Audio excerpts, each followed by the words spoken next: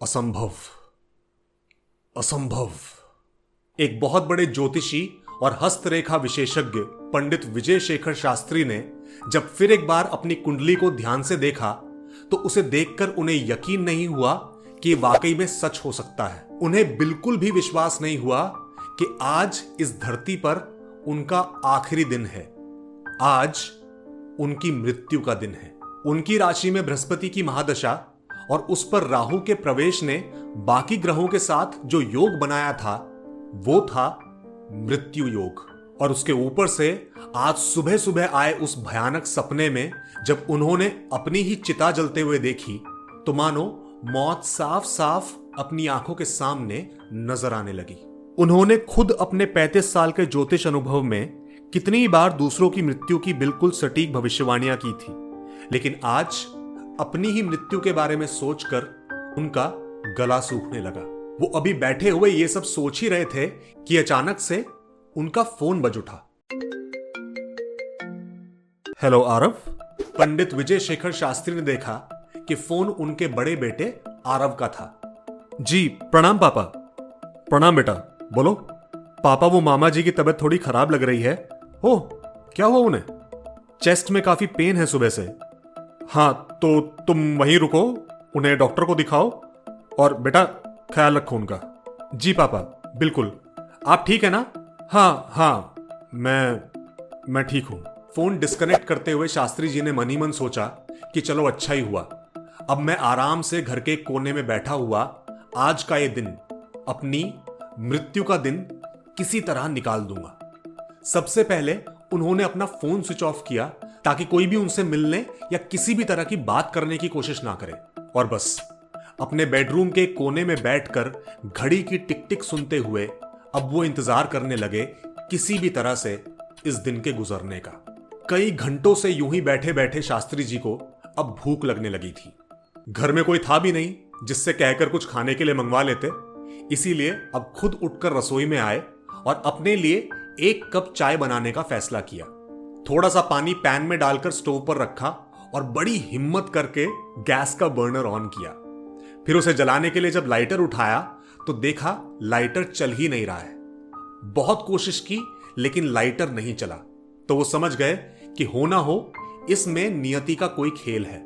वैसे वो घर के मंदिर में रखी माचिस की डिब्बी से भी स्टोव जला सकते थे, लेकिन आज के दिन वो कोई भी ऐसा काम नहीं करना चाहते थे जिससे कि भगवान नाराज हो, या कम से कम कोई ऐसा काम जिससे उन्हें लगता है कि भगवान जरूर नाराज होंगे।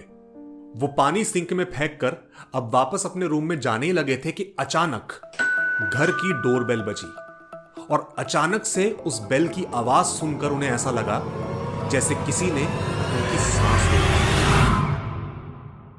सर, आपका कुरियर। शास्त्री जी ने डरते डरते अपने घर का दरवाजा खोला तो देखा कि बाहर एक डिलीवरी बॉय हाथ में एक पैकेट लिए खड़ा था। आपका कुरियर सर। कैसा कुरियर? उन्होंने झल्ला कर पूछा। जयंत शास्त्री के नाम से है सर। जयंत शास्त्री? उनके छोटे बेटे का नाम? नहीं, यहां कोई जयंत शास्त्री नहीं रहता, आप जाइए यहां से। मौत का डर इंसान से क्या कुछ नहीं करवाता। अपने ही बेटे के नाम से आए कुरियर के पैकेट को रिसीव करने में पंडित विजय शेखर शास्त्री जी के पैर कांप गए। खैर, अब धीरे धीरे शाम ढलने लगी और बस किसी तरह घड़ी पर नजरें जमाए वो इंतजार करने लगे सुबह के 4 बजने का, ताकि किसी तरह उनकी मौत का ये दिन खत्म हो और अगले दिन के ब्रह्म मुहूर्त के साथ ही वो चैन की सांस लें। एक एक पल काटते काटते अब रात के 3 बजने को आए थे। नींद ने मानो कई बार उन्हें अपनी चपेट में लेने की कोशिश की, लेकिन शास्त्री जी ने किसी भी तरह से नींद को अपने ऊपर हावी होने नहीं दिया।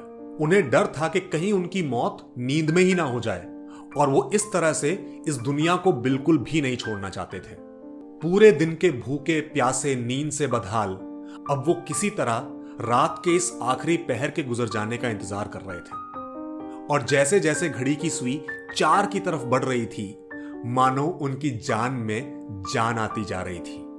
अब वो धीरे धीरे उठकर हल्के कदमों से चलते हुए घड़ी के बिल्कुल नजदीक आ गए, और जैसे ही घड़ी की छोटी सुई ने 4 को छुआ, वो मानो खुशी से पागल हो उठे और जोर जोर से चिल्लाने लगे, विजय विजय मृत्यु पर विजय, मृत्यु पर विजय। मैं जीत गया, मैं जीत गया, मैं मृत्यु से जीत गया।